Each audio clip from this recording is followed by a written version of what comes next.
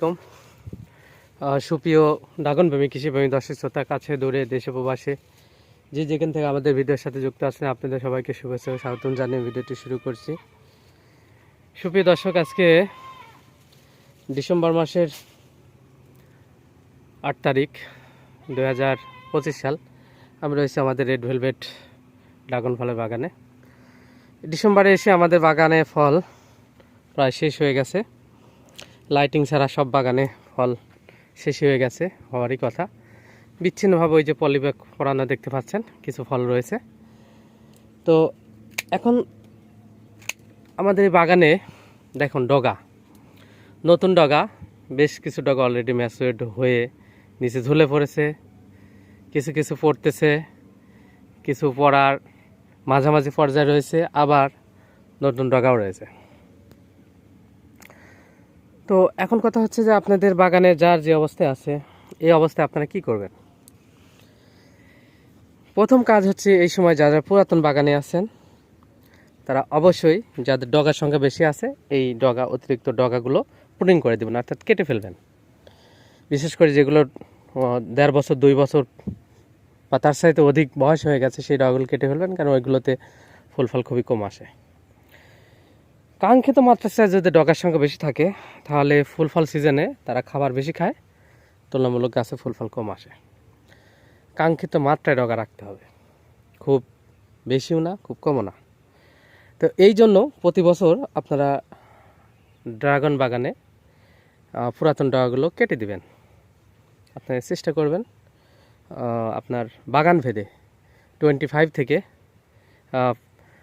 50% ডগা কেটে দিবেন।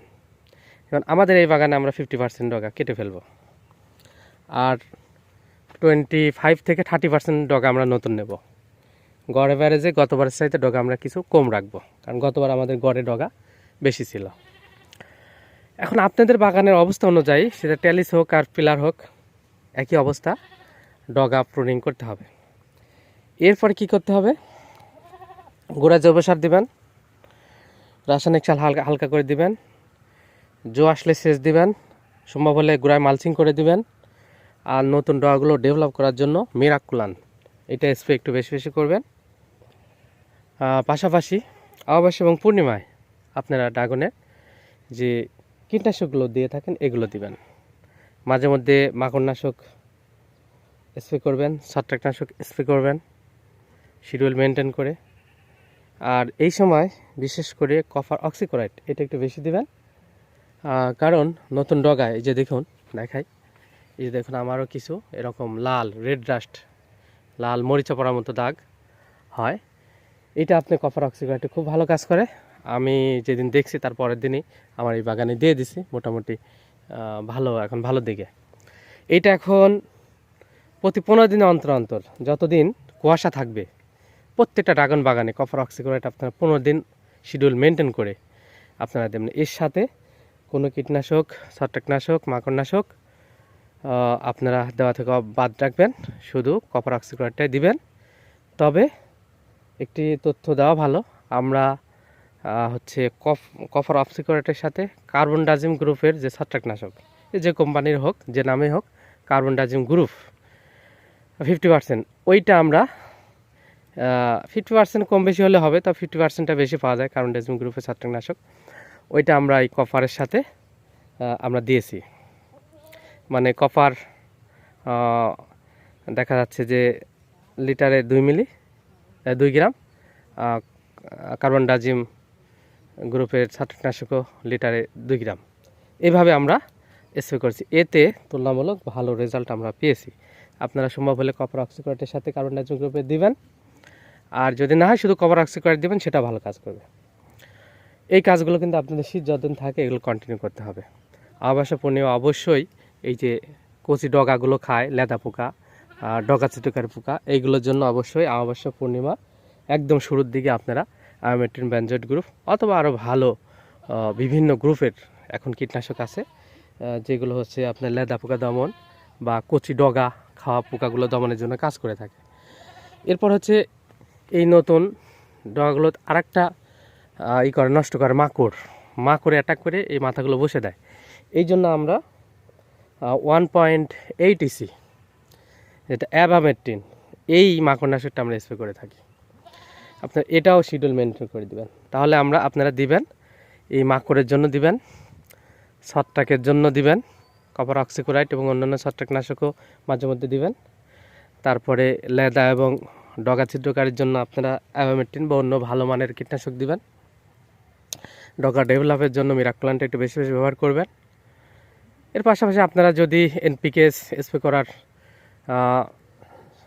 এটা পান, অনুখাদ্য না, এটা হচ্ছে আপনার রাসায়নিক স্প্রে সার এনপিকেএস। এখানে নাইট্রোজেন, ফসফরাস, পটাশিয়াম এবং সালফার, এই 4টা উপাদান থাকে, এটা দিতে পারেন। এছাড়াও আরও কিছু স্প্রে করার আরও বেশি পুষ্টি উপাদান সমৃদ্ধ স্প্রে বিভিন্ন পাওয়া যায়, বিভিন্ন কোম্পানির বিভিন্ন আপনার এরকম সারগুলো পাওয়া যায়, স্প্রে করা সার, ওগুলো দিতে পারেন। দিলে গাছ দুটো এই নেবে। আর যখনই সেচ দিবেন অল্প অল্প করে আপনারা কিছু, কখনো ইউরিয়া গুঁড়ায়, কখনো ইউরিয়া ডেফ, কখনো ডেফ লাল সার, আবার এদের সাথে জিপসাম, তারপরে আপনার হচ্ছে গোড়ায় আপনাদের হচ্ছে হিউমিক অ্যাসিড দেবেন শিকড়গুলো দ্রুত বর্ধন করার জন্য, এবং হচ্ছে ভিতরে নিমাটোড অর্থাৎ কৃমি দূর করার জন্য, যেগুলো গাছের শিকড়কে নষ্ট করে, খাবার বাধাগ্রস্ত করে গ্রহণ করতে, সেগুলো দূর করার জন্য আপনারা দানাদার যে কীটনাশক রয়েছে, এটা দেখবেন যে দানাদার কীটনাশক প্লাস নেমাটোড নাশক লেখা থাকে। এই নেমাটোড সহ যে কীটনাশকগুলো নাশক পাওয়া যায় সেগুলো কিনবেন, সেটা 3G, 5G, 10G যাই হোক।